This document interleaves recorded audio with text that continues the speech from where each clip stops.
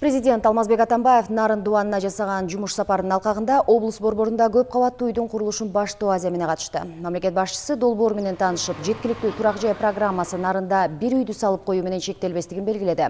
Курулуш иштери тынымсыз жүргүзүлүп, облус борборунун көрүнүшү өзгөрөт.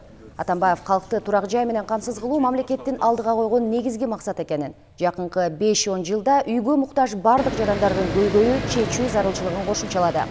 Ошондой эле Кыргыз-Орус өнүктүрүү фондунун ишмердүүлүгүнө да токтолуп, анын каражаттарын жаңы ишканаларда ачууга сарптоо менен эл арзан насыя алууда активдүү болуп, аймактарды жалпы эле өлкөнү өнүктүрүүгө көмөк көрсөтүшү керек экенин айтты.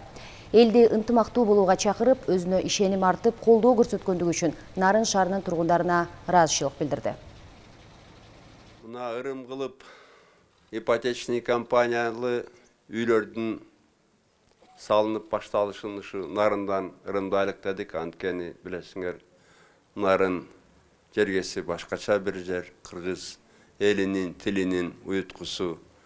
Нарындагы көркү өзгөрүш керек да.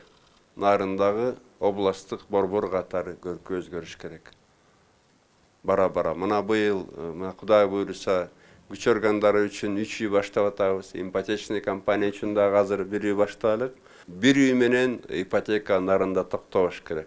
Салынып, мына бул аркасынан башкача балекейлер келип, бат-бат, кадимкидей жас келип, анткени үй деген маселеси бул биринчи маселе. Мен өзүм далай батирлерге тургам, кор болуп Москвадан да тургам, батирлерде Бишкекте да тургам. Ошо батирге туруш абдан кыйын нерсе албетте, адам үчүн үй деген абдан керек да.